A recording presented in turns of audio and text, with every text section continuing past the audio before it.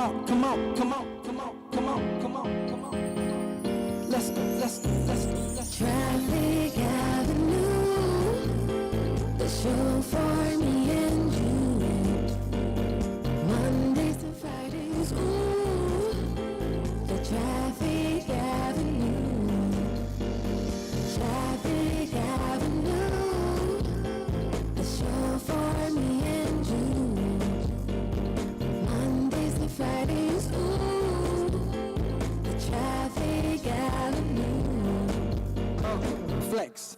Buckle up and join the best. Let's succeed, relieve your stress. So yes, let the music soothe the soul and keep it going just to refresh. Buckle and enjoy the ride from 2 to the half of the 5. Mondays to Fridays happening live. Where we gon' have a ball, you can text your guys. Let me tell you what you really gotta do. You can count on us, we come through. We got everything you need, that's true. Are you ready for the Traffic Avenue? Let me tell you what you really gotta do. You can count on us, we come through. We got everything you need, that's true. An applause for the Traffic Avenue. Traffic Avenue, the show for me and you. Mondays to Fridays, ooh. Detailed news, unparalleled coverage. City News on 97.3 FM. Then I turned around and realized that they were coming towards me in their numbers. And they were all shouting that I should leave the premises. They don't need me there. So when I tried to inquire why they don't need me there, because I'm there to do my work as a journalist. Voter transfer exercise records another ugly scene as members of the two leading parties, the NDC and the NPP, clash in Yendi over allegations of busing by one of the parties. Also coming up, as the campaign for election 2024 heats up, we'll hear from yet another chief who is endorsing a candidate. The Nungwa Manche says Dr. Bawumia is a man with the best potential to lead. And later, on Eyewitness News, members of the Locked Up Investment Holders Forum resume picketing at the Finance Ministry over demands for payments. Stay with 97.3 Citi FM for more on this and many other stories on Eyewitness News. And in business, stakeholders in petroleum sector describe NPA's decision to increase unified petroleum price fund margin as ill-timed. That's in 50 minutes from the City Business Desk. Eyewitness News is live across Ghana on a number of affiliate stations, including in the Western region on Premier 100.5 FM, Beach 105.5 FM, and Sky Power 93.5 FM, all of them in Takoradi. In Bono region, we're on Greener 95.9 FM in Sunyani. In Ashanti region, we're on Orange 107.9 FM in Kumasi. In Eastern region, we're on Right 90.1 FM in Somanya. In Volta region, we're on Holy 98.5 FM in Aplau. In Northern region, we're on Dasuma 99.1 FM in Yendi, where we'll be going to in a bit. Also in Upper East, we're on Word 88.3 FM in Zuarungu. And in the Upper West region, we're on Bugli Radio 88.6 FM in Uwa. The show is also live on our YouTube channel, that's City Newsroom, our YouTube channel. You're also watching us live on Facebook, the Citi FM Facebook handle. We are live also on citynewsroom.com, and we are interactive. Join us with your messages on WhatsApp 0549 986 996 0549 986 996. On Twitter, my handle is at Umaru Sanda. You can also send your message to @City973, and the world will hear what you think. Let's start off with Yendi now, shall we, Akosia? Yes, we shall. 2 persons, including a journalist, have sustained injuries at the Electoral Commission Voter Transfer Center in Yendi following a clash between supporters of NDC and NPP. All the clash occurred after members of the NDC members prevented some persons who they believed were being brought in from Tamale for the transfer exercise. Or the manager of Sakara Radio in Yendi, Mohammed Suhini Sharan, who was at the center to observe the process, was a victim of the clash. He spoke to City News. Yesterday at about 3:30 p.m., I went to the Electoral Commission's office in Yendi constituency to observe and also report on the ongoing voter transfer exercise. So upon arrival, as of yesterday, there wasn't a directive yet to allow party agents to have access to the place. So the gate was locked. So when I arrived, I was introducing myself to the police at the gate. And whilst at it, I heard voice of the Member of Parliament shouts my name, that I should leave the premises. So I thought it was a joke. Then I turned around and realized that they were coming towards me in their numbers. And they were all shouting that I should leave the premises. They don't need me there. So when I tried to inquire why they don't need me there, because I'm here to do my work as a journalist, they told me because I am an Abibates boy. Because as you know, Ajariwata Shani Mahama Zakaria, who contested the election with the Member of Parliament, Haji Farouk Ali Mahama, has a station in Yendi called Sankara Yendi Radio where I work. So they tagged me as Abibate's boy, and for that matter, they don't want me at the premises. I should vacate there immediately. So I obliged, and I was about to leave. Whilst I was about to leave, from the town. How do you know they are not from Yendi? Or even if they are not from Yendi, they can choose to, transfer their votes there based on the requirements of the law. What law did they breach? Who are these people you were preventing?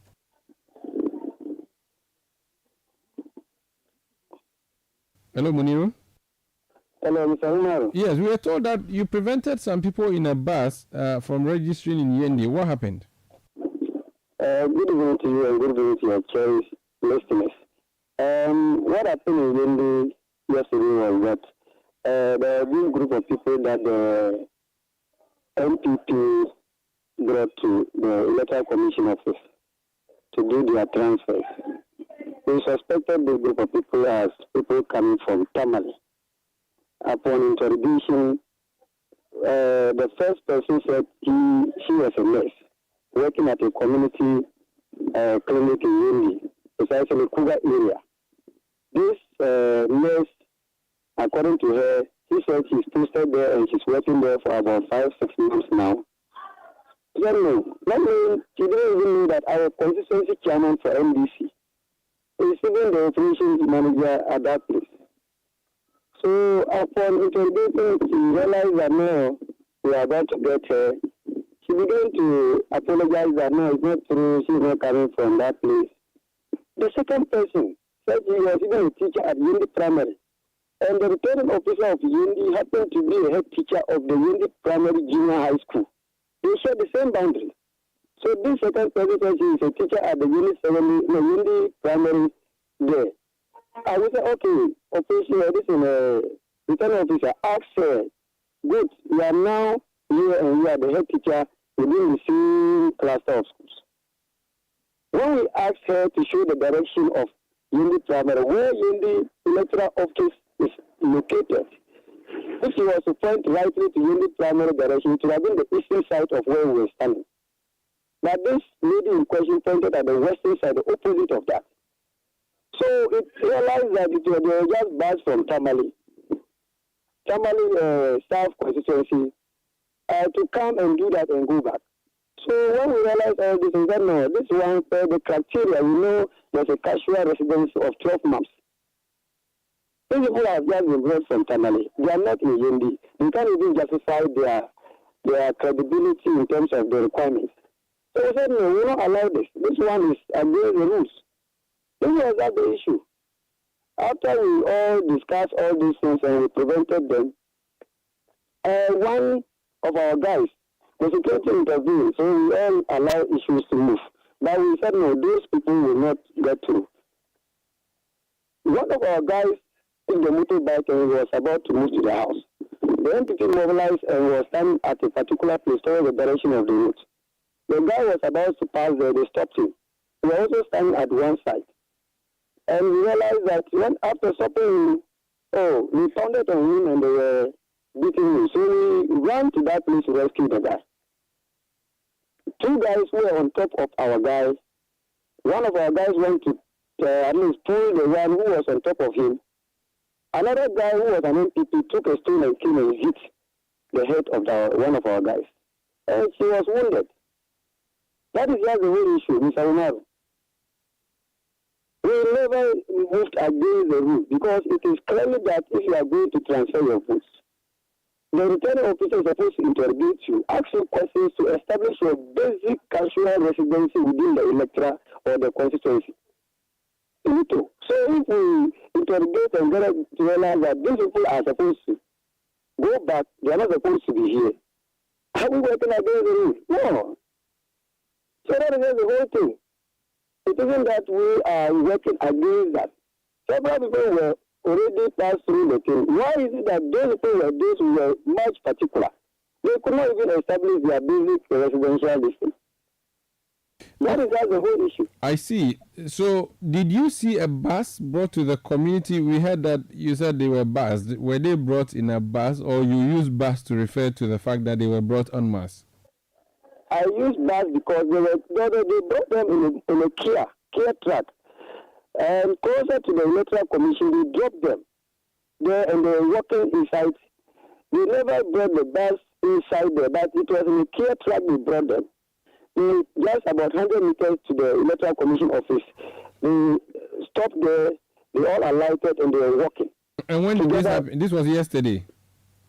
That was yesterday. Who brought them? Who was leading them?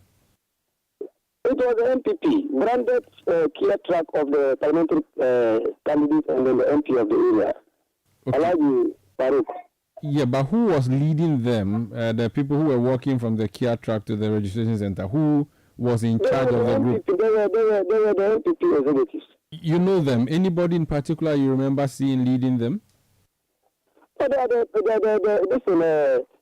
MPP deputy organizer, the MPP branch executives. There were many. It is not in the hidden distance. I see. They were even defending.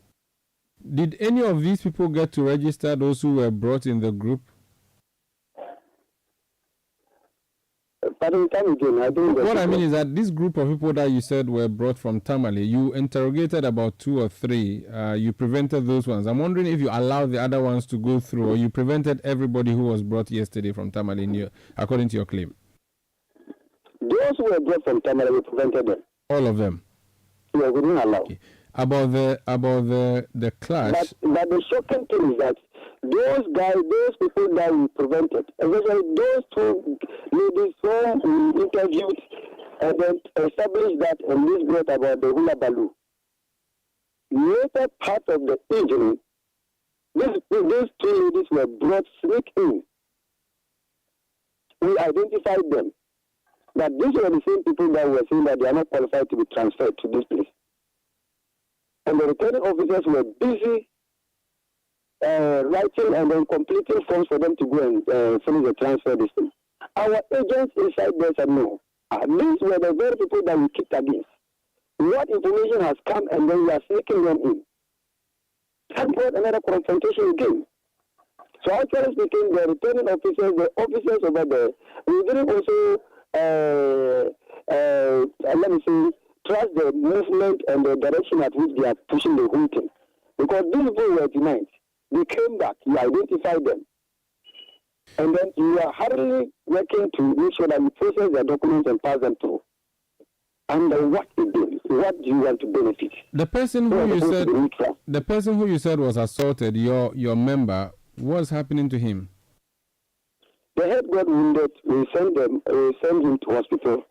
We went to police station, reported the matter because we can't take the law into our own hands. We are being guided by the rules and regulations of the whole game. All right. So we sent him to the hospital, reported the matter to the police. As at now, the police is handling the matter. Very well. And we expect that justice should take its course. Very well. Kindly hold on. I want to hear from the MPP, so if you could kindly stay on the line, I'll be grateful. Okay. So that's Muniru Sugri. He's NDC Constituency Secretary for Yendi. Let's speak to Nashiru Amidu. He's the Elections and Research Officer for the MPP in Yendi. Nash, you're welcome to Eyewitness News. Thank you very much. The claim is that you moved people, put them in a Kia truck from Tamale to Yendi to come and register, which people ought not to register. They are not supposed to be allowed to be transferred to that constituency based on the law. What's your response to this claim? In fact, this is a pure fabrication. Pure fabrication in the sense that we never buzzed anybody from Tamale to come to Yendi to register. The Kia truck he is talking about brought people from the hinterland, from the villages. And in fact, the NDC also did the same thing. They used an oven and conveyed people from the communities to the center to get transferred and other replacements. So let's put it on record that we never used any care to transport people from Tamale to this place to register. That is not true. And again, you ask me a question, who led the people to the center? And what he said, what my good friend said, is not true. No NPP executive led any of them to the center. In fact, he said your deputy organizer. It is not true. It is not true. Ask him the name of my deputy organizer that led the person. It is not true. I was there. I was there when those people came. And that one, none of us had issues with that. Bringing people from the villages, we never had any contention on that. I hope you understand. Bringing people from the villages to the center to register, we do not have any contention on that. So he's mixing two things here. Okay. As for family, I'm just concerned though. Okay. It's a transfer that is happening. Why do you have to go and bring people from the village in Yendi to come and transfer to Yendi? I don't get it. Explain. My colleagues are just being paranoid for no reason. Well, they have the perception that we are going to bust people and come. So anybody they see at the center that they feel that they don't know, they claim that the person has been brought to get a transfer. And it is not everybody in the Yendi constituency that you know. You don't know everybody. You have your area. I even believe that the same area that you stay, it is not everybody in the area that you know. So when people come, and it is the presiding, it is the returning officer's responsibility to interview the applicants. So if the presiding, if he is doing that, and you, a party agent, trying to interject, it won't go on well. Because you don't know the job better than the person. The person is trained to do the work, and you are interjecting. In fact, I want to even say that the interjection of the returning officer in the interviewing is what is causing all these problems. Because none of us has the responsibility to question the applicant. And he spoke about the fact that there was a fight. Really, I was inside, but I came out and they told me what happened. What he has narrated, I believe it is true. And, somebody cannot just ride a motorbike across a particular path and people will just stop him. Perhaps he said something, and people really said that he said something. That was why they stopped him. They asked him to stop. He actually stopped, and they accosted him, and there was a scuffle. And at the end of the day, I heard he got injured. So, my people, I don't understand. What did the people tell you this person said to them, for which reason they stopped and harassed and assaulted him? Actually, whatever I'm going to say will be based on what they told me. You understand? That when he was riding the motorbike past, he said they will see. He said they will see. He pointed to my people and said they will see. But he insulted them. But they will see what? He insulted them. Pardon? They will see what? Once I'm going to tell you, you will see. I think it has a lot of connotations, but I can't interpret. You will see. I get in the point. So he stopped, and the people got there and accosted him, and that led to the scuffle. And they assaulted him because they were told they would see. I don't know what really transpired after telling them that they would see. There would have been some exchanges between them. And actually, like I said, I wasn't there, so I can't specifically tell you exactly what they said or everything that transpired before the incident happened. I see. Quite interesting. They say, the NDC people, that they interviewed at least 3 of the people you brought. These people could not prove their relationship with Yendi. One lady claimed to be a nurse. The hospital she claims to be the nurse at. The person in charge there is an NDC executive. The NDC executive does not know this particular nurse. Another gentleman, or was it a lady who claimed to be a teacher at Yendi Primary, when he was told to point to Yendi, pointed to the sunset instead of the sunrise. How do you respond to these two claims? So where did they interview these applicants? Let me find out from him. Where did they interview the applicant? I can ask him. I can ask him. He's on the line. Muniru, where did you interview? Where did you interview these two people that you claim? It was the returning officer who was doing the registration, the transfer. He was interviewing them. Okay. The electoral officer there. Okay, and he also said that I should ask you to mention the name of the deputy organizer you claim led the MPP people. What's the name? No, the people in question, it was Mr. Bashir Al-Hassan. He knows I know the guy. Okay, please hold on. Let me go to him. Nash, you've heard his answers. Yes. You've heard his answers, Nash. I heard him, but in fact, my brother knows he's not telling the truth. He's not telling the truth. The deputy organizer, I was standing with him.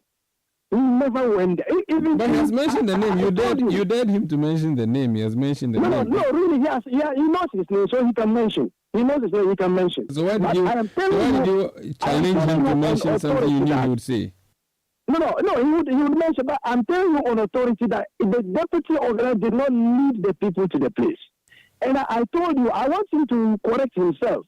Was the club bouncing the people from Tamale or it was bouncing them from the villages? Please ask him that question. I'll ask him that, but before then, answer the question. He said that it was the presiding officer, I'm not sure if that is the proper title, who interviewed... He said they! No. He said the presiding officer interviewed these people before earlier he had said they, but now he says the presiding officer. Yes. Now he said it's the presiding officer. So these two persons or these three persons, do you know anything about them? I don't know anything about them. I see. I don't know anything about those that he's referring to. I see. Let me go back to him. Yeah. Muniru, you earlier said you were the ones who interviewed these people. Now you claim is the Electoral Commission officer who interviewed them. Who should I believe? Which one should I believe? No, I said upon interrogation.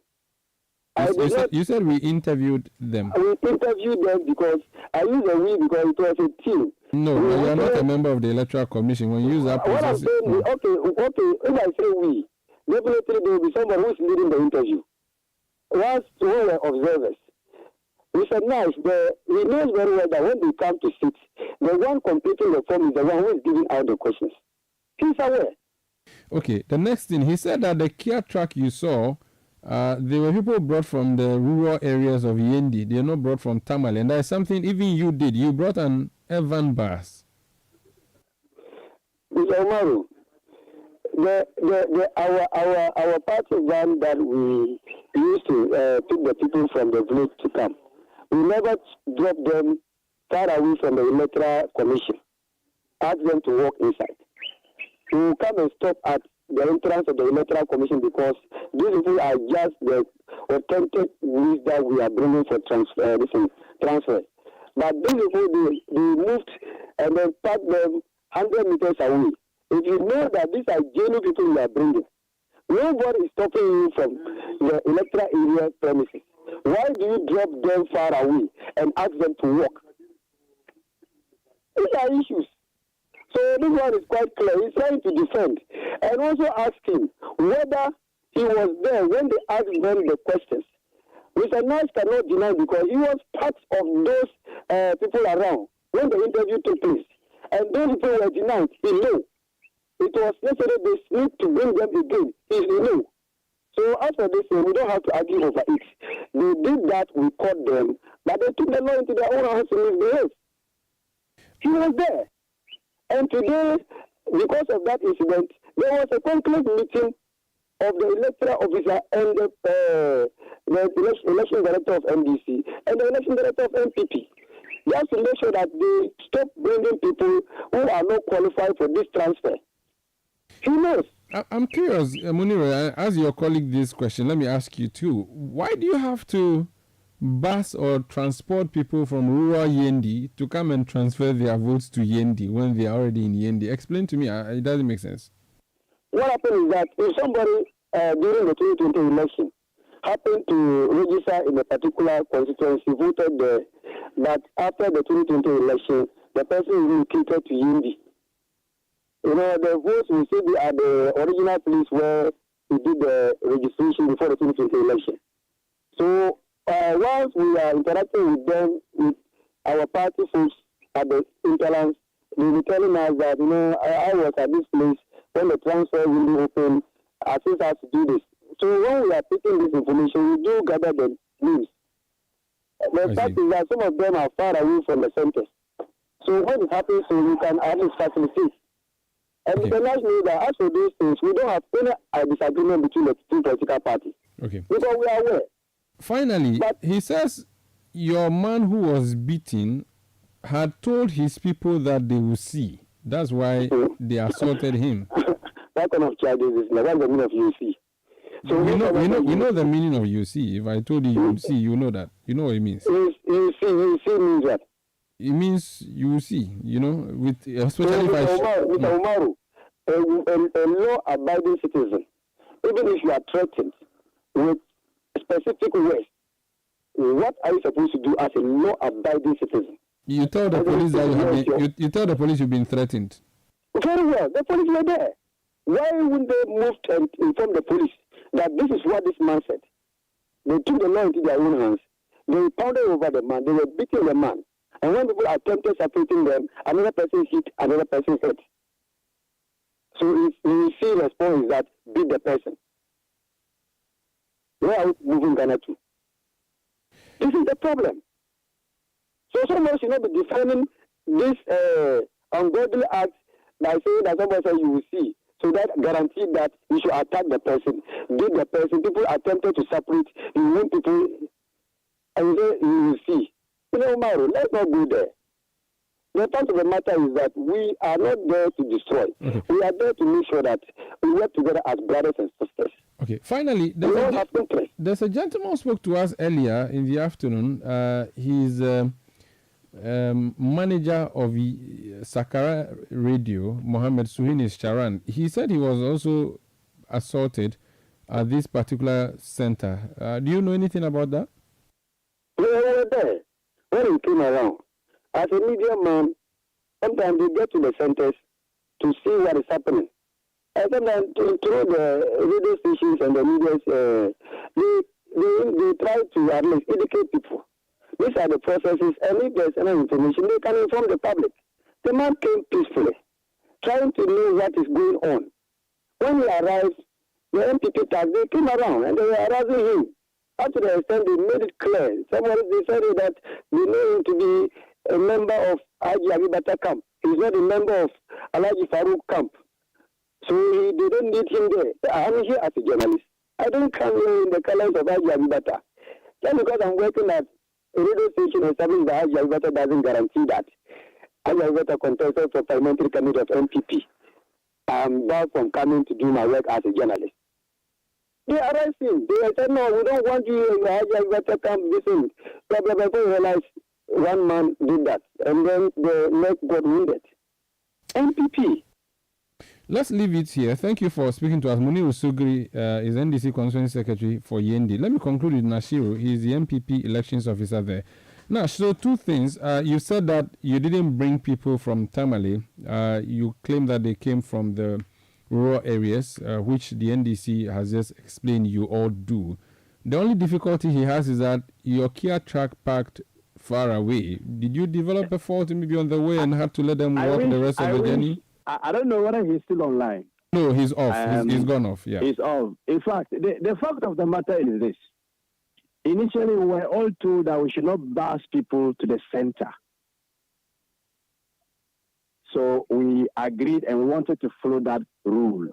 So when we brought our village folks, we stopped some 100 meters away. They alighted and walked to the center without anybody leading them. In fact, they did the same thing. He did not tell the truth. They brought a white van. They also stood about 200 meters away from the center. The people alighted there and walked to the center. I don't know whether he was not there at that time. That is why he's denying this. It is not true. It is not true. I see. Okay. So both of us did it. And actually, we did not see anything wrong with it. And even the tricycle, we're all using the tricycle. They use tricycle, we also use tricycles to go and bring the village people to come. But all the vehicles do not come to the center. They stop maybe 100 meters. But the tricycle and all the other vehicles, you don't let them come to the registration center. As for the tricycles, they come. It is only the vehicles that we don't allow to come to the center. But what's the difference? They are all vehicles. They are all transporting people. It's almost the same anyway. It's almost the same. About the journalist, he says your people beat him up because he belongs to the camp that you do not like. Do you know what happened? Were you there?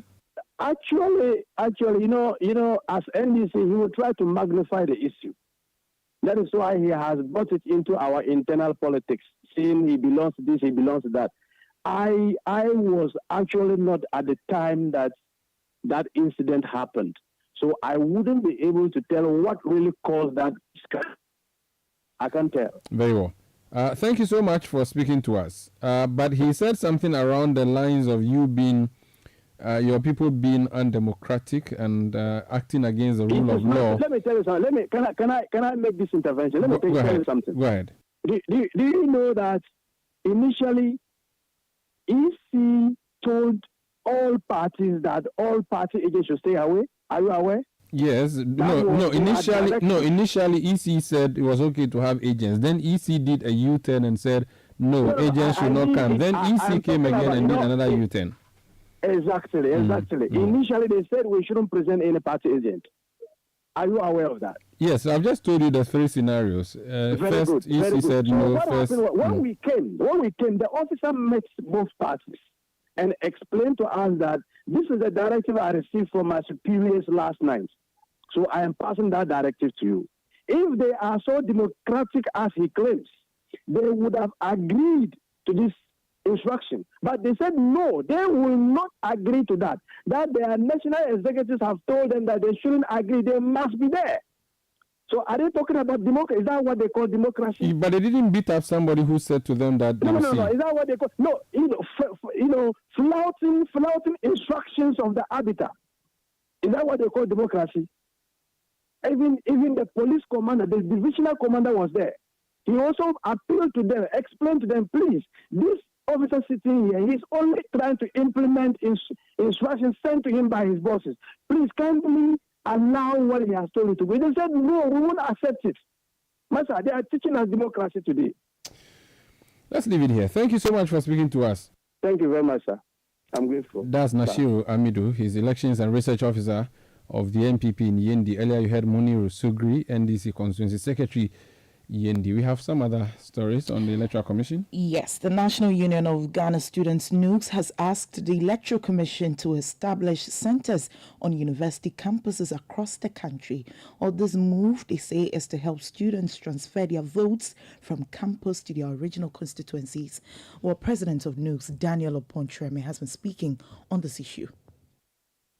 As stated in Article 42 of the 1992 Constitution, for every Ghanaian who is above 18 and above and is very sound in mind should be given an opportunity or the right to. And we feel processes leading to this, the full materialization of the Article 42 should be free and very fair and not limited to a certain group of people. So now with the transfers, you notice that most of our students are on the various university campuses and various tertiary institutions, I must say. So what that we are trying to do is we are requesting for the establishment of a vote transfer centers on the tertiary institution, because a chunk of our youth are in the various tertiary institutions, and we want the EC to have centers on the various university campuses so that most of our students, now as we speak, most of our students are writing their midterm, level 100s, working on their projects and all that. So going back and coming in is going to be very problematic with the transfer, especially with the centers. Some of us live as far as northern region and school in Ashanti region. You live and lectures is ongoing, midterm is ongoing, projects work and all that. That was Daniel Opontreme, President of the National Union of Ghana Students, NUGS. Eyewitness News. Be there as it happens. You know, Papa, see that? And it's rickety car. Hey, Papa! Papa! Bobo, so how's your engine now? It is half man, half amazing. Thanks to Cause and you can feel better energy. Can't touch this. Guys, so Sancho's engine just died like that? Yes, so somebody managed to convince him that there is a better engine oil than Quartz, and he switched. Sancho Panza. Now, which engine oil can be better than Quartz? No other, my guy. Quartz with its age-resistant technology, it keeps your engine younger for longer. Now you know. Have you guys seen the new bottle design? It's superb. Quartz 9000 from Total Energies there improves fuel efficiency. Why do you think Mr. Mane and Logoso have taken the Quartz Nation movement World Cup like that? Sorry. Chairman Mane. Quartz. Keep your engine younger for longer. Are you a contractor, builder, or a proud homeowner with an eye for quality and security? Well, look no further than Yale. Yale is the trusted name in security for over 180 years. When it comes to securing your home or business, trust Yale. We make security simple, and we're right here in the heart of Accra, Ghana. Visit our stunning showroom on 11th Lane Street in Osu, Accra, and discover a world of premium Yale products, including door hardware, handles, and door locks that will elevate the security and style of your space. Whether you're building from scratch or renovating, Yale has the perfect solution for you. Our products are known for their durability, innovation, and most importantly, your peace of mind. Visit us today and experience the Yale difference. Your security, our priority. Yale, locking in your peace of mind. Let your voice be heard on Eyewitness News on Facebook at facebook.com/City97.3, Twitter at twitter.com/City973, and Instagram at instagram.com/City973 with the hashtag Eyewitness News. You're welcome back. The majority in Parliament has accused the minority caucus of sabotaging the economy by driving away investors with its continuous misinformation to the public. Or the majority says the minority group's persistent accusation of government agencies of signing contracts is blatant violation of the Public Financial Management Act. Now, the majority leader, Alexander Penyomarkin, addressed journalists in Parliament on the matter. Without prejudice to the general powers of Parliament to oversight, it is important to remind our colleagues that they ought not make Parliament a busybody, nosing for things that are not part of the mandate of Parliament. Our job as Parliament is provided for in the Constitution. And I would urge our friends in the NDC that by that act, they are obstructing government business. By that act, they are scaring investors, and that affects the economy. If businesses are hearing such news, basically, they are not going to give up their best. People will keep their money, and that would affect the good people of Ghana. For the avoidance of doubt, let me quote the law they rely on, rather mischievously for their political purpose. Act 921, Section 33, it provides, a covered entity shall not enter into any agreement with a financial commitment that binds the government for more than one financial year, or that results in a contingent liability, except where the financial commitment or the contingent liability, A, is with the prior written approval of the minister, and B, authorized by Parliament in accordance with Article 181 of the Constitution. So the question is, what does Article 181 say? Now, for this purpose, the relevant subclause of Article 181 is clause 5, which provides that this article shall, with the necessary modifications by Parliament, apply to an international business or economic transaction to which government is a party as it applies to a law. So the contract and the reference or the contract in question must be an international transaction. That is where our colleagues should pay attention to. It does not mean that every contract with a multi-year value should come to Parliament. So they should stop misleading the public. They should stop spreading falsehood. Every government engages the private sector. The object of that is to create space for economic growth. So if you recklessly scare of the businessmen, and where you know that what you are putting out is not true, what you are trying to do is to sabotage the economy. So I would want to encourage them that yes, we know it's an election year, but let's argue on facts. Let's put out the facts. They have been in power before. They were in office for 8 years. There were things that they could not do. The very things they said they could not do, we have come into office and we've done them. Dr. Bawumia has put out a vision. They have had the benefit of being in opposition and perhaps even learning from their mistakes. The question is whether their flag bearer has come out with any bold initiative to challenge the status quo. The flag bearer of the NDC, who has been president before, was elected as flag bearer 2 years ago. Up to date, we have not heard any big announcement from him. There is nothing from the NDC that will turn the corner of the economy. Nothing. What they are engaging in is the usual political mischief and falsehood. But we, as an MPP, we've demonstrated a clear difference in terms of the choice Ghanaians have. That we have brought on board a leader who has a clear vision for the country. He admits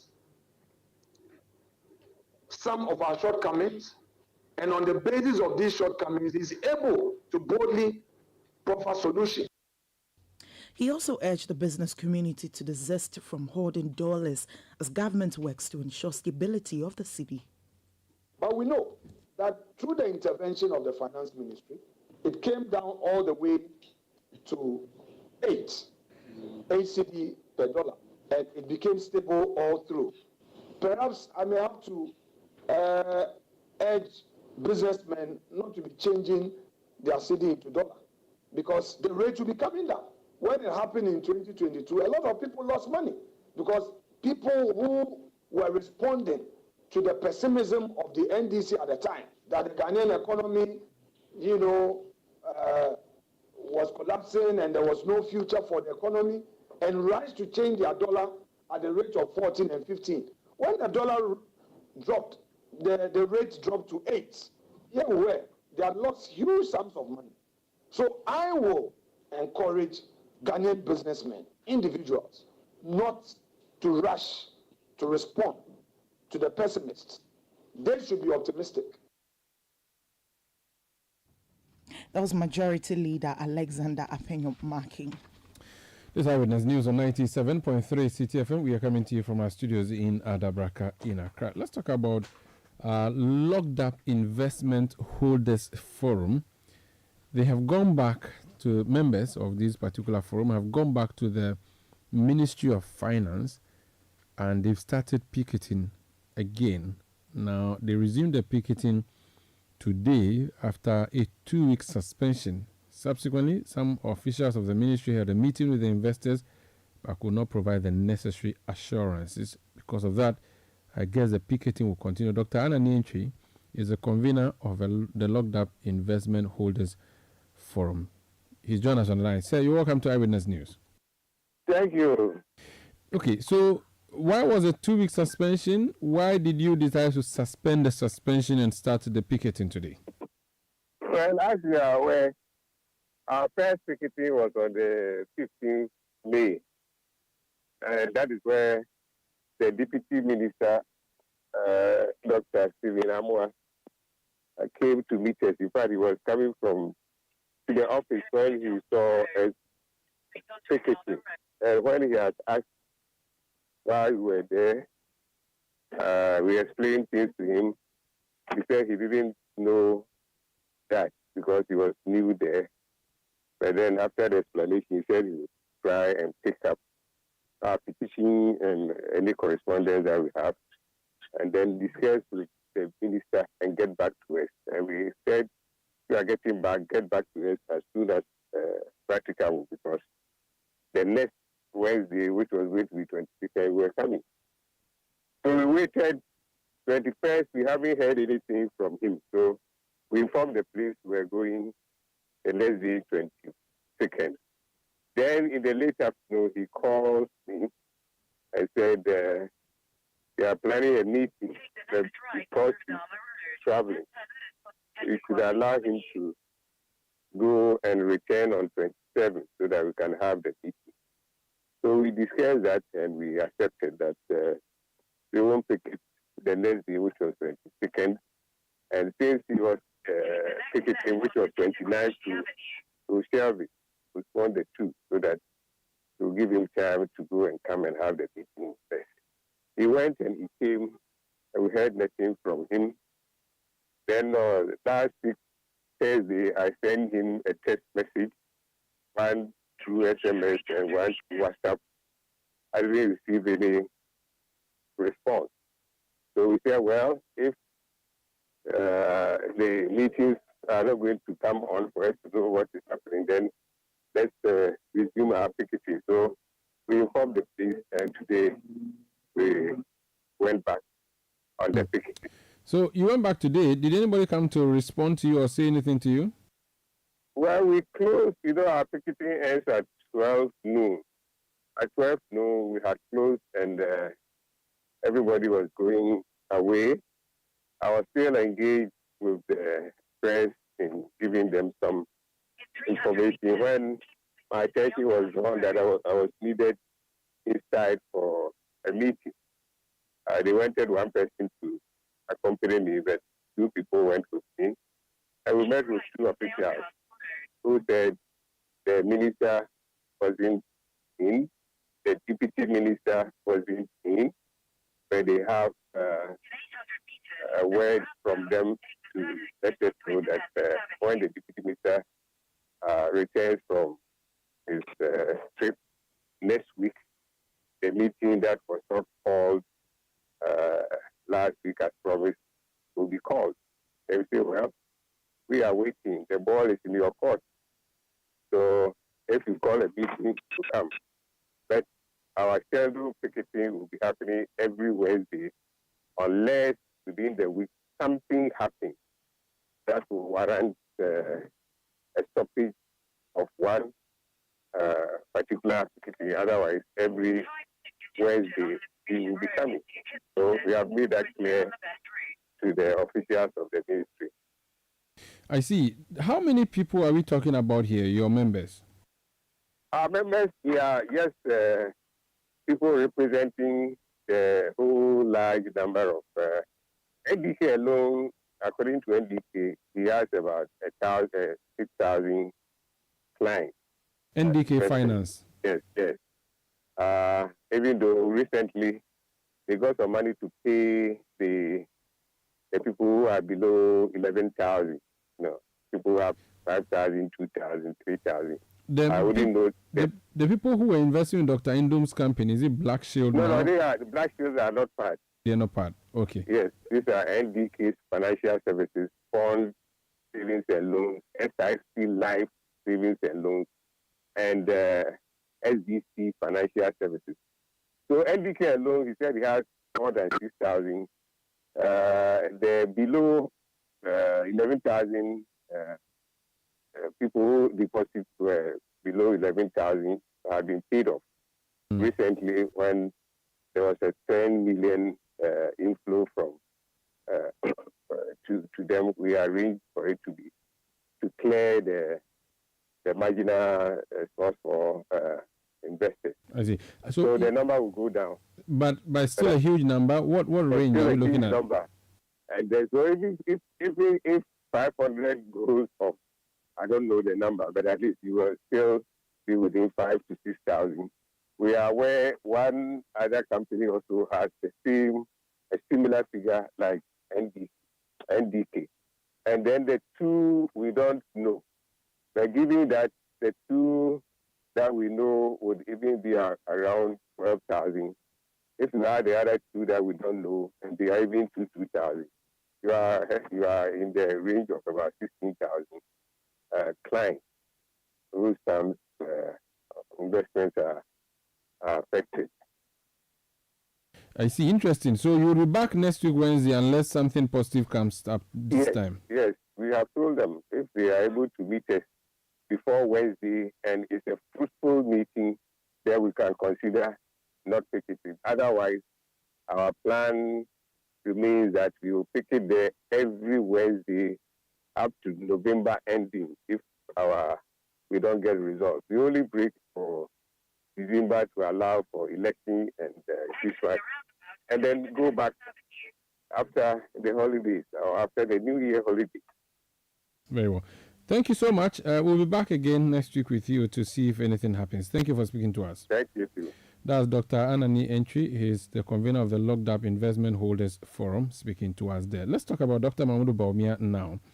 Now, he has been on a nationwide campaign tour in the Greater Accra region. He went to Nungwa, and the president of the Regional House of Chiefs, who is also the Nungwa Manche, spoke and said some things on the lines of Dr. Mahmoud Bawumia being, he said that Dr. Bawumia can make huge positive difference in the political leadership of Ghana, and even adds the quotation, "It is possible," which is the mantra of Dr. Bawumia. I want us to listen to that. This is the test we will want to see whether you will fail or pass. We shall all be watching you from a distance. You are not counted among veteran politicians, but you have had the privilege of working with one in the person of the President, His Excellency Nana Addo Dankwa Akufo-Addo. With your unique abilities and vision, coupled with the rich experience you've had in governance so far, you can make a huge positive difference in our political leadership. It is possible.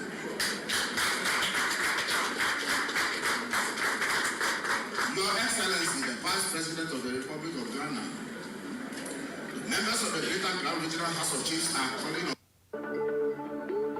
Okay, so that's the Greater Accra Regional House of Chiefs President, the acting president, speaking there during an interaction with Dr. Mahmoud Bawumia. Now, the Vice President himself also spoke. Let's hear what he said, which includes increasing the amount of money that is paid to chiefs as salaries every month.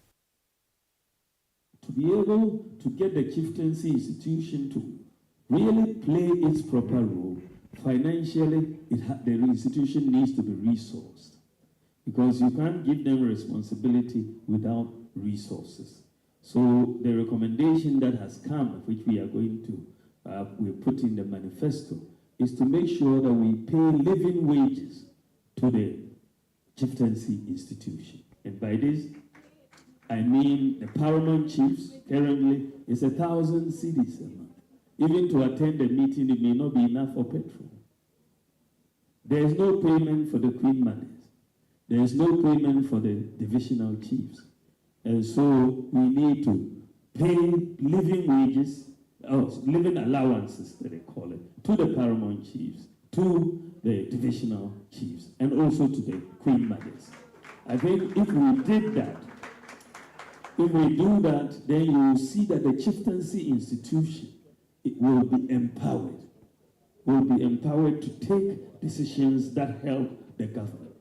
I want us to be close, and this is why even in the mining areas, I'm proposing that the chiefs become part of the district mining committees. No mining license can be given without the chiefs knowing about it right from the beginning. We will have to now start to re-empower the chiefs to help us to govern this country. That's Dr. Mahmoud Bawumia, flag bearer of the MPP Vice President of Ghana. We'll be back with business news, and then on Point Blank, we are going to have a conversation with the NDC parliamentary candidate for Awutu Senya East, the Honorable Koyo. We'll be hearing her story. She's been in the news 2 days ago or so. There was a claim that she was arrested in relation to that violence that led to the stabbing of the son of the Member of Parliament for the area. We'll be talking to her. Please stay tuned in. Eyewitness News. Be there as it happens. I am Ohinere Gifty Auntie. You see, it always feels good when you receive that salary alert. I made a bold decision to invest a lump sum into the Old Mutual Retirement Salary Plan. And this means that I will get these alerts every month throughout retirement for the rest of my life. You too can retire on your own terms. So invest a lump sum in the Old Mutual Retirement Salary Plan today and enjoy guaranteed monthly income for life. Call Old Mutual on 050-453-4333 or visit oldmutual.com.gh to sign up today. Old Mutual, do great things every day.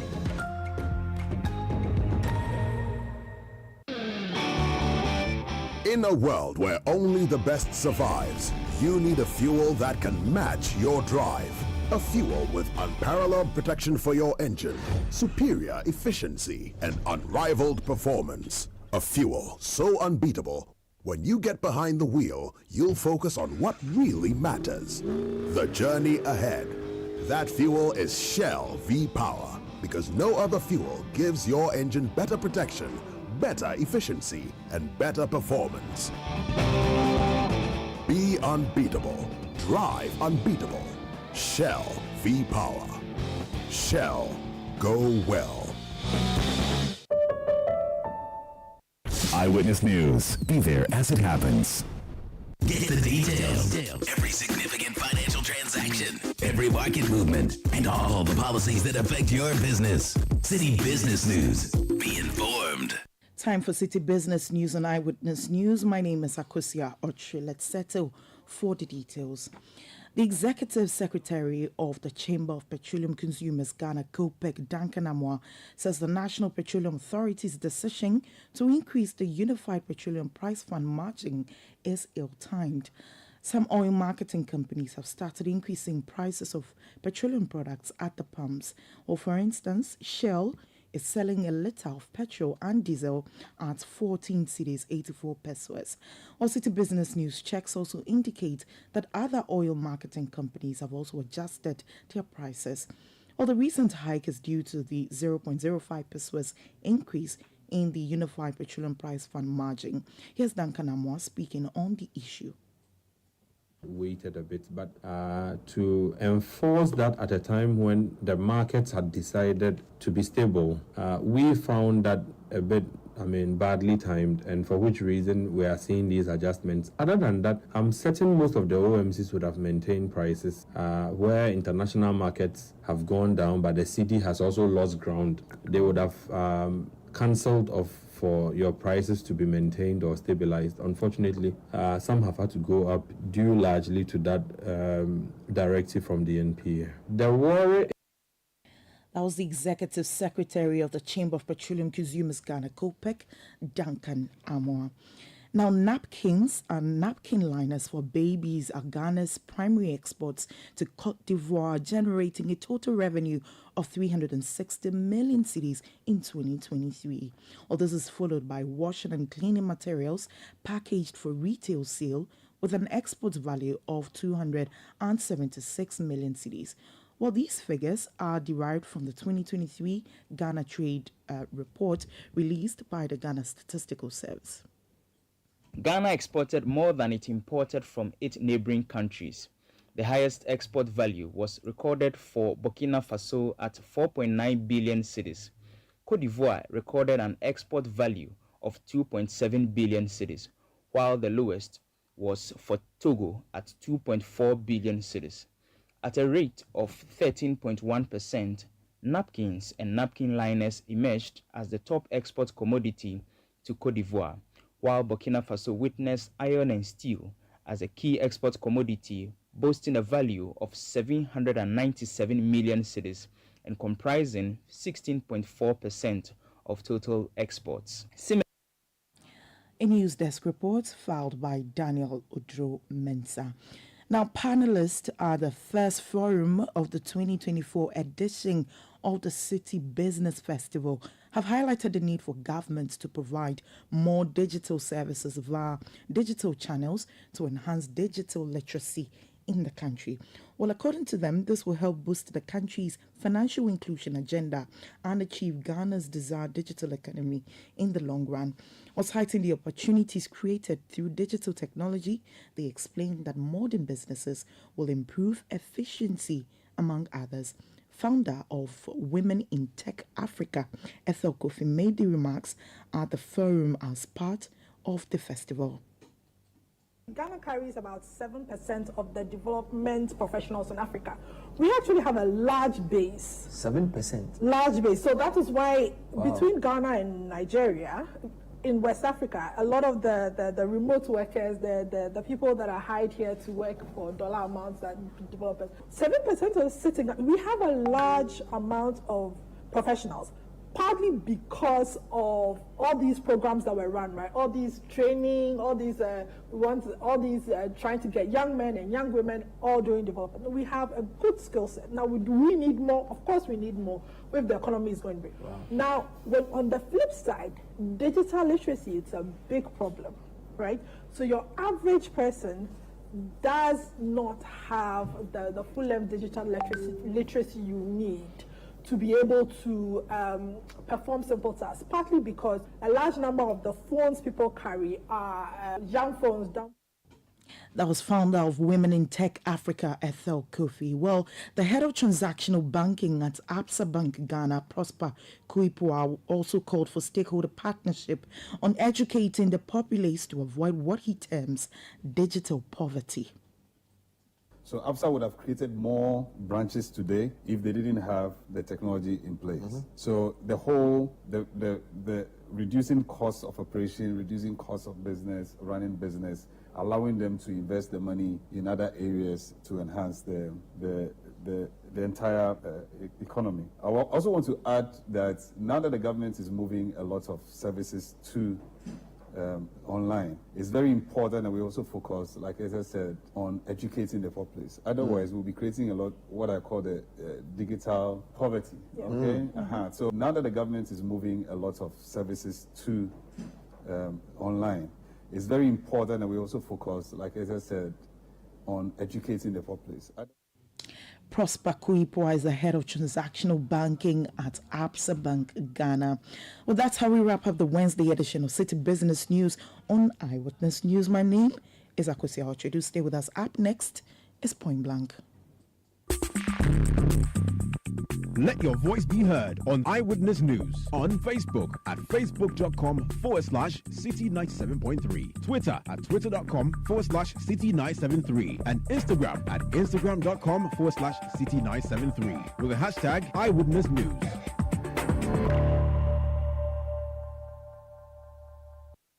You know, your Papa see that? And it's rickety car. Hey, Papa! Bobo, so how your engine now? It is half man, half amazing. Thanks to Cause and you can feel better energy. Can't touch this. Tell you guys, so Sancho's engine just died like that? Yes, so somebody managed to convince him that there is a better engine oil than Quartz. And he switched. Sancho Panzapa. Now, which engine oil can be better than Quartz? No other, my guy. Quartz with its age-resistant technology, it keeps your engine younger for longer. Now you know. Have you guys seen the new bottle design? It's superb. Quartz 9000 from Total Energies there improves fuel efficiency. Why do you think Mr. Mane and Logoso have taken the Quartz Nation movement World Cup like that? Hey, sorry. Chairman Mane? Chairman. Hey, Quartz. Keep your engine younger for longer. Are you feeling tired after a hard day's work? Have you lost your appetite even for your favorite dish? Viral Blood Tonic is a nutritionally balanced, pleasant-tasting tonic fortified with iron and vitamins to boost your appetite and energy levels for high performance. Viral Blood Tonic, easy to take and good for the whole family. Viral from Danex Iting Starwin PLC. If symptoms persist after 48 hours, consult a physician. This advert is FDA approved. Life is a stage and we're all players, playing the supporting role. The title of my poem is Playing with rhythm. Playing the lead. Playing to win. Playing with gusto. Playing for the sheer thrill until the curtain falls. Because every journey begins with play. Kickstart yours with MTN. So, what are we doing today? MTN. Eyewitness News. Be there as it happens.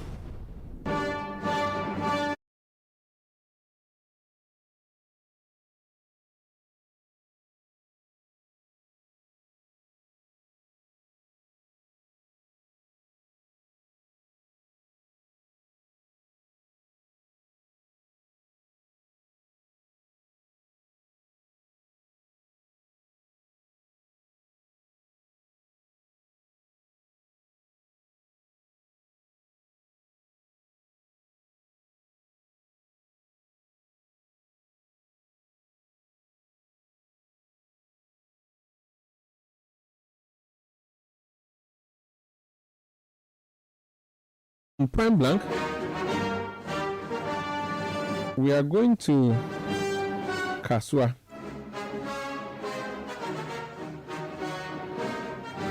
Kaswa has everything so. My guest tonight wants to represent the people of Kaswa in Parliament. She's a member of the NDC.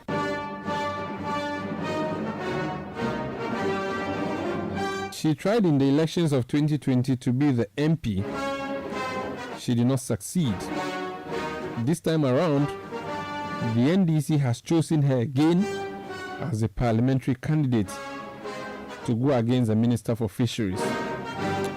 My guest is Phyllis Okuno, NDC parliamentary candidate, Awutu Senya East. You're welcome to Point Blank. Thank you. How are you doing? I'm doing great. How are you too? I'm well. You are the one who is busily campaigning and busy on the. How is the ground looking? Vimde power. Vimde power. Are you okay? I'm trying to know a lot of things, but let's take it one at a time. Are you a full-time politician who's been doing ward branch, those things all the way rising to the top, or you are a different profession who's decided to enter politics? Tell me about your connection with politics. Okay, so I do a lot of things. So I've been a journalist before. Really? Yes. Where? I've worked with Metro. I've worked with TV3. And you run away from them and decided to go and do politics? I decided to go into public relations. I'm sure Suhini is the one who mentored you, running away from them. Or is it Kojo Ponkroma? No. So I went into public relations. So I worked with VRA in Akosombo. Then from there, I decided to come down to Accra to study law. I see. So are you a lawyer yet? No. You're still in school? Yes. I see. I've done law to a very high length. I'm a PhD candidate in law. I see you as Dr. Lawyer Okuno. PhD candidate. So yeah, you're going to be Dr. Lawyer Okuno. Sure. Oh, interesting. Hopefully. Interesting. That's nice. Where are you from? Okay, so I'm a Ghanaian Bay. I'm from Bong. Okay. So in the Greater Accra. Then also from Achiavi in the Volta region. So I'm a bit of this and a bit of that. I see. And how long have you been doing politics for? Okay, so I started politics since my time in school. I remember GIJ way back. You went to GIJ? Yes. My GIJ? Your GIJ. Which year did you finish? 2008. Ah, yeah, my senior. Yes, 2008. I salute. Yes. I salute you. I take out. So you were doing plain politics on campus. Exactly. I see. Exactly. So before I moved away to do other things like joining the media and then doing public relations, and then I joined the national communication team as well. Then my journey started from there. I see. Yeah. why are you going for Kaswa or Awutu-Senya East? Why did you choose that constituency, or is a constituency that chose you? Both, because I've lived in Kaswa since I think it's been more than 20 years. I think since my secondary school days, I lived in Kaswa. So I think from my primary school at Chumota, then I moved to Kaswa. So with my parents, so I've lived in Kaswa for that long, and the people chose me because they think I deserve it. They think I can meet their needs, not their wants. When we say wants, it is something which is temporary, but the needs are permanent. So I can help them meet their needs. I'm not God. I'm not saying that I'm going to fulfill all their promises, but at least I can meet them halfway through the journey so that they can also be satisfied. So they see the leadership qualities in me, and they see that I'll be able to rescue them from the hardship, from the unemployment, from the sanitation problems, as well as our security issues in the constituency. That's why the people chose me. I see. Why NDC? Why did you choose NDC? I was born into NDC, and I love the ideologies. The ideologies of the National Democratic Congress parties is what I follow. My parents, my descendants, everybody has been NDC. So I fell on the NDC. So you are green through and through. I am green. I think it's NDC is the better option than any other party in this country. Talk to me about Awutu-Senya East. What is the problem there that you intend to fix? Okay, so as I reiterated earlier, we have one of our issues being unemployment. When you look at the demographics of the Awutu-Senya East, we have our youth being highly populated. From there, the women and the children. But when you look at the youth in the constituency, a lot of them do not have jobs. Most of them are graduates. They don't have jobs. The few ones that have jobs, they would have to travel all the way to Accra to work. So let's say you earn a salary of 500 Ghana cedis.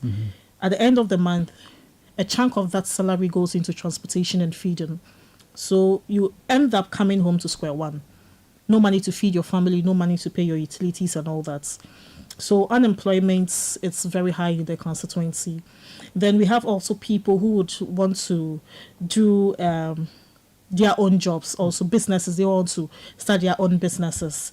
They're up new where we can also raise capital for them, teach them and the entrepreneurial skills. I know most of them have the entrepreneurial skills, but how to even invest and make returns and also get profits is also something that so far we have done a lot within our market women and within those who own the shops within the municipalities, also giving them soft loans and other things.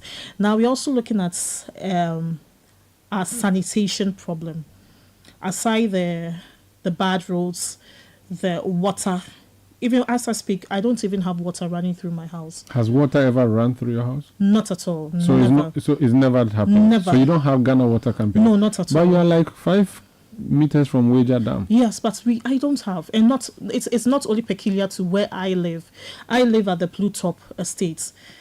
People who are even closer to the roadside, Opeikuma and the rest, do not even have water. Is it that Ghana Water hasn't sent water to Kaswa at all, or it's not in every household? Okay, there are some areas that there is water, but even with that, they claim the tap flows maybe once in a month or so. And they ration the water? Yes, but I don't know what that's finished. But do you know whether Kaswa is with community water and sanitation, or you are with Ghana Water? Do you know who supplies water? We are with Ghana Water. You are with Ghana Water? Yes, we are with Ghana Water. And as far as you remember, Kaswa doesn't have constant water flow? No, not at all. I've lived in Kaswa for more than 20 years, and no. How do you think that can be fixed, or how can you fix that? We need to, you see, we need to come together with the Ghana Water and know what their challenges are. I know that it is quite difficult for them to do this alone. So sometimes you need to have a meeting with the neighbors, those in the community, so that we come together. There are landlords associations that meet all the time who would want just that the people would come on board. Let us sit down, Giorgio, and let's see how best we can get the water. Because if you have water in your house, it saves you a lot of costs. Because now I think a tanker is about 800 to 1,500. Because I buy the tanker almost every 2 weeks. So, but if you are getting the water running through your taps, it saves you that cost. So I think Ghana Water should come in Giorgio with the communities or the opinion leaders within the area, so that we can see how best we can help them bring the water. But some of these things, you see, as an individual, when you want to push in some of these initiatives, also, so go and see the municipal, go and see this, it is not your job, but because they think that you want to score political points. Because we have all the rich ideas, we have all the engineers that can come on board. But your party has been in power for so many years, 92 to 2000, 2008 to 2016. You didn't fix the 16 years out of our 30 years. You didn't fix the water problems. Yes, why should I believe you now that you will fix it? You know, Kaswa it's a very big constituency, and I think it's the fourth largest constituency in Ghana in terms of population. And when you see how Kaswa is growing fast, it's more like urbanized community. So everybody's moving to Kaswa. Every day the population is growing up. In the 2020 elections, for instance, I think people that were eligible to vote were just about close to 154,000. This year, we haven't finished with the registration, but we are already within the 180-something to 190,000. So over 40,000 people joining. Exactly. So this how fast Kaswa is rising. And there are things that when you were saying in 1992, in 1992 to now, things have happened in Kaswa. There have been changes. When you watch between 2000 and... No, it was because of the rain. Yeah, but even the rain aside, Kaswa is a traffic-prone area. No, the traffic has changed. Because even after the toll booth was removed. No, I drew Kaswa 40 minutes. Plus so right now, if you leave here now... Plus and minus 40 minutes. If you leave here now... Yes, plus just to the double lane, then we go. Now it has eased all this traffic. Let's also talk into about... the markets as well. Hospitals were created. And the only secondary school we also have in the constituency was also built by His Excellency John Dramani Mahama. That's Odupompe, his secondary school. Let's talk. Often when we say Kaswa, it's a complex mix.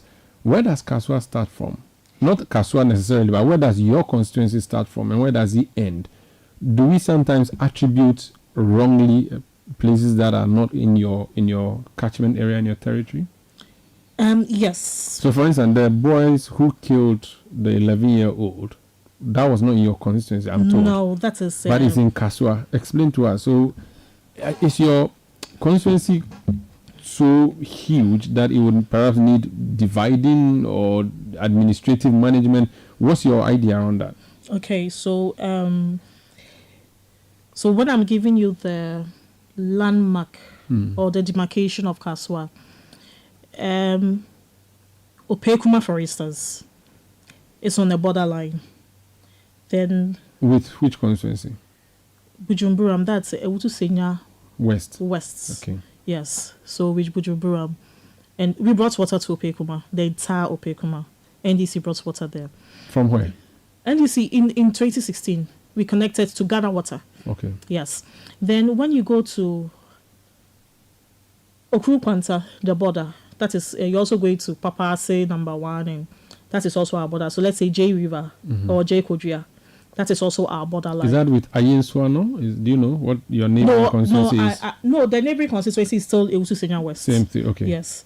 Then on the Amman From side, just at the Guel, is it Guel Shell? The Shell fuel station. So that's Dokuchokope. So that is also our border. Then when you move to the Nyenyan Road, Lawyer. So before even Adade Junction, or let's say before the KFC, there's a KFC on that stretch of road John Dramani Mahama built that links all the way to Bujumbura. Yeah, so do you think Kaswa is too big and has to be subdivided, or you think it is all right? I think Kaswa, it's very, very big. So there will be a need for dividing Ewutu Senya East further?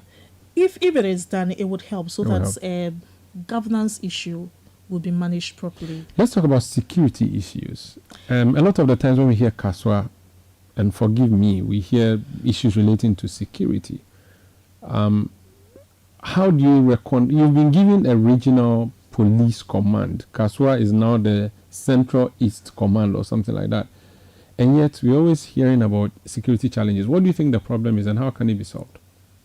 Well, most of the issues that come up with the name Kaswa is not really Kaswa. Okay. Yes. Let's say you asked earlier about the young guy who was killed or something. Mm-hmm. That is Amanfrob area. It is not in my constituency, but it shares a border town. It's on my borderline. Mm-hmm. Then the military man that was also killed. Mm-hmm. That is, I think, Gubwa East or so. So that was not your constituency? No. Okay. That is Millennium City and doesn't fall within my constituency. Okay. Then I think the recent one, I think yesterday or so, there was some breaking down of some building. Also, they said it's Kaswa. What about the stabbing of the member of parliament's son? That one happened in your constituency? No, I'm not aware of anyone who has been stabbed. Oh, his name is Mr. Kumsin. He was stabbed. No, I'm not aware anyone has been stabbed. What I'm aware is some hoodlums attacked one guy who is called Asma. They beat him up. They were about 30 or so. They beat him up. They broke his head. He's currently in hospital. I don't know of anyone who has been stabbed.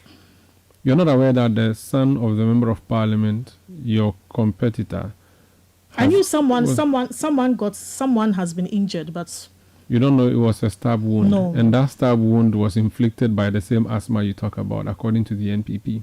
According to the NPP? Yeah. So how can someone who was attacked? No, he stabbed before he was attacked. Someone who was attacked, beaten by over 20 people, stabbed someone. He stabbed before. That is not true. The police are dealing with that, aren't they? Why would they be dealing with the victim if he's truly a victim? That is not true.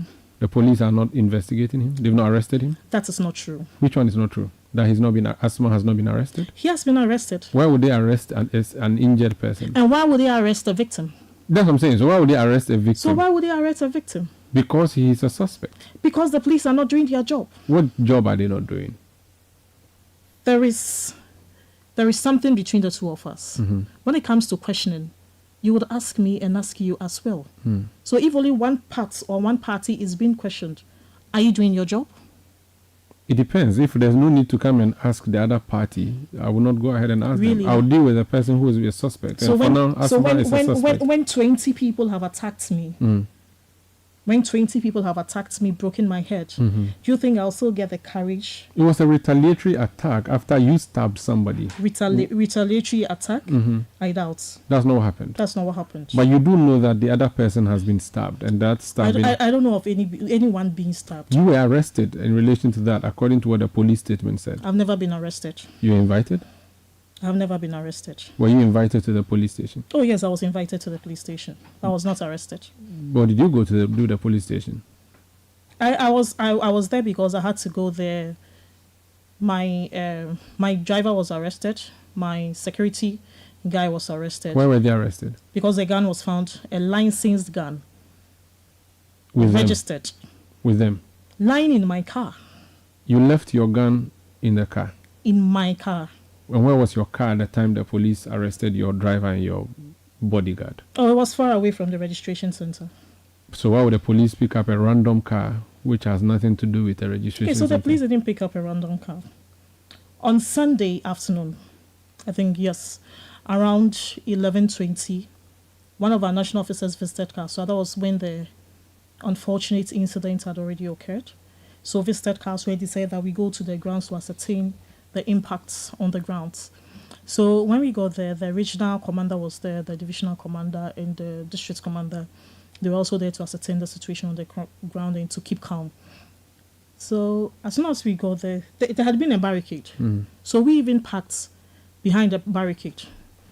When we walked in, the commander said we should stand there because he didn't want us. They are still calming the people there. But there is an instruction from the IGP. He needs to brief us. And I said, okay. So he reached out to the other party, the executives that were on the grounds. We came together. So in the middle of the debriefing, I realized that land guards, hoodlums, had circled us. We were having not in a room. We were standing under, not even under, we were standing in the middle of the road. They had circled us, just jumped into my car. My driver was in my car. My security man was standing outside, close to my car, like by the door. And I was with the police, with the National Executive, Mustafa Bandi, the Deputy General Secretary of the party. So the hoodlums attacked us. Then one raised his dress, and that was a pistol. Then the other one also took out a knife to pierce my security man. So he started shouting, "Commander, commander, commander." Then the police took hold of the situation, surrounded the car. Then the hoodlums opened my car, started pushing my security man around. They pushed my driver out, they slapped him, and then they took the gun out of my car. So that was what happened. But a gun is registered in your name? It is registered. Why do you carry a gun in Kaswa? There is a need for me to do that because I can best protect myself and not any other person. Against who? Who are you protecting yourself against? Against Hawa Kumsin. When we go back into the 2019-2020 elections, Hawa Kumsin pulled a gun on me on 4 different occasions. No arrest was done, no interrogations, no investigations, nothing. So you decided to get a gun to face her squarely? The case just died. And since the police haven't provided any form of protection for me. So you want to take the law into your own hands? I'm not taking, but it is a registered gun. But you are ready to shoot and kill? I'm not ready to shoot and kill. The gun was lying in my car. I'm not ready to shoot and kill. But the gun is not a mobile phone. You have it for a purpose. Definitely to shoot somebody. No, obviously no. You want to shoot your MP? Oh, I can't shoot her. Talking about your MP, and we have to go. In 2020, she pulled 57,000 votes. You pulled 51,000 votes. In 2016, she pulled 34,000 votes. Your NDC candidate at the time, Adams, pulled 24,000 votes. How confident are you that you can defeat her this election? I am more than confident. In 2020, I was so confident. In 2024, I am more than confident that I am going to defeat her. We say experience is always the best teacher. And we have learned a lot of things that happened in the 2020 elections. And I will say, we are correcting our wrongs in the 2024 elections. So there are certain She's things... a minister of state. Who cares? She has developed the area. They would vote for her. Develop continuity, where? Breaking the 8. Develop where? Kaswa. The only development that I know, or that the good people of Ewutu Senya know, that has happened in Ewutu Senya East constituency was done under the able leadership of His Excellency John Dramani Mahama. Aside that, there hasn't been any development in Ewutu Senya East constituency. You are both women going into this election. What would be the choice that would be facing the people of Kaswa on election day in 30 seconds? What are the 2 choices between yourself and Hawa? How are you marketing yourself? Well, we are campaigning. I am campaigning. I'm on the grounds. I am selling 1, my party. 2, I am selling my brand. And I'm selling Nakoyo to the good people. How different is your brand from hers? I mean, what do you have that is better than her? That's the question. I believe that I have rich leadership qualities. I listen more. I am not violent. And you will not be violent? Not at all. Why would I be? On election day, you will not? Not at all. You are from... You said you are Dangme and you also Efe. I don't know if you speak all those languages. Are they spoken in the area? Yes. Okay, I want you to use all the languages in just 5 seconds each. Tell the people that you don't want violence in Kaswa or in Ewutu Senya East ahead of election 2024 and after the election. I want you to just quickly say that. Okay, so I'll try. Speak the ones you can. It could be Tree, Gang, Hausa, whichever one you think you can speak. Okay, so after all these, in the 2020 elections, Woliake, Dibinite no, ni Mamile na Chole Rambo, ni ke Minister Jileni, Jack, madam. Madam. What I want you to say is to tell people, okay, on election day, I'm starting from the premises. No, don't that premises. I don't like it. You have to go now. Umaru. So, was small giddy, or I can say it for you to say after. No. Okay. No. Nibi ni teno ni 2020. Police be ekefe no kwe. 2024 ne. Was more ya kan gidi ye kaswa. Wata wani kaswa ejo. Kuni wa free and fair elections.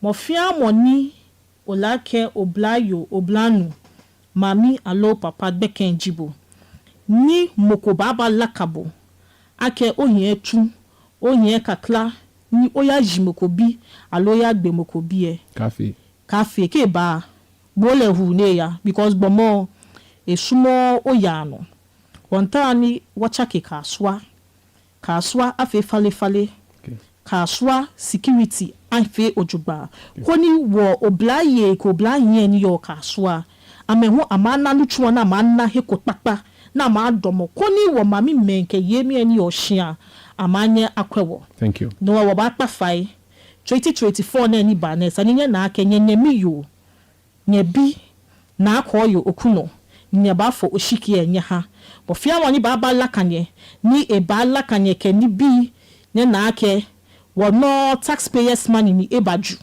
ni ekenfe yakanye bi e no oshika ke ba nye hi anye ya shi nya sani nya fo oshiki nya ha